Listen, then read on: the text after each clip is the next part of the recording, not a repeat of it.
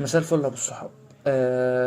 اولا، يعني قبل اي كلام خالص، مبروك مبروك مبروك للمنتخب المصري على التأهل اول المجموعة.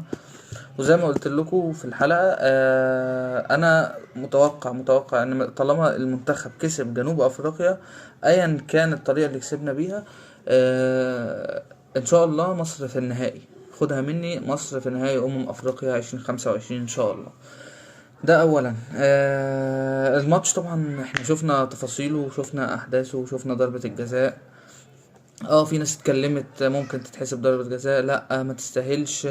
اللعيب كان بيجري، خبط في صلاح، ما تستاهلش ضربة جزاء والكلام ده كله. بس المهم ان هي اتحسبت والحمد لله مصر كسبت.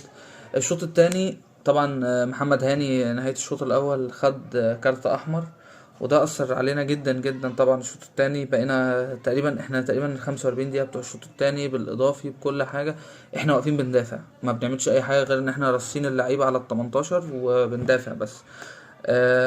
بنطلع مرتدات بس قليله، كان ممكن نزود جون. والتاني تريزيجيه جات له كورتين وامام عاشور جات له كوره او كورتين كمان، والكرة الأخيرة بتاعت محمد شحاتة بعد ما نزل.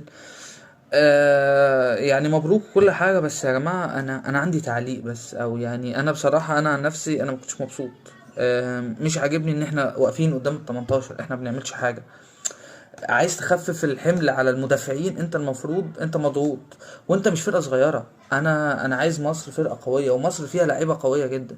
يعني دلوقتي انا بدل ما انا عمال انزل نص ملعب، نزلت مهند اللاشين ونزلت محمد شحاته، الاتنين نزلتهم مكان الاجنحه بتوعي، اذا كان زيزو او تريزيجيه. فلا الاداء انا كنت شايفه وحش. بندافع وبرجوله وبنموت على الكوره ومش عارف ايه، بس وبعدين احنا ما بنلعبش كوره بقى، احنا بنستقبل الكوره، احنا ما بنلعبش كوره.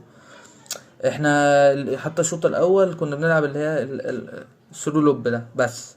اسمه ايه ده، رامي ربيعه يروح لعبها لقدام، بس كده بيلعبها لصلاح. طب وبعدين احنا ما عندناش هجوم قوي. يعني دلوقتي مرموش، انا كنت شايف لو في تبديل هيحصل كان ان تريزيجيه يطلع ومرموش يفضل. كابتن حسام حسن ساب تريزيجيه وطلع مرموش علشان تريزيجيه بيدافع اكتر من مرموش. هو نازل غرضه الدفاع، هو الراجل نازل بيدافع ويلعب على المرتده لصلاح عشان صلاح اسرع واحد.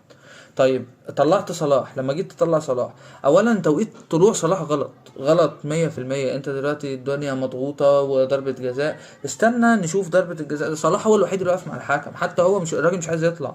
الراجل مش عايز يطلع غير لما يتأكد ان ضربة الجزاء مش هتتحسب. واقف قدام الحكم حتى عمال يقول للحكم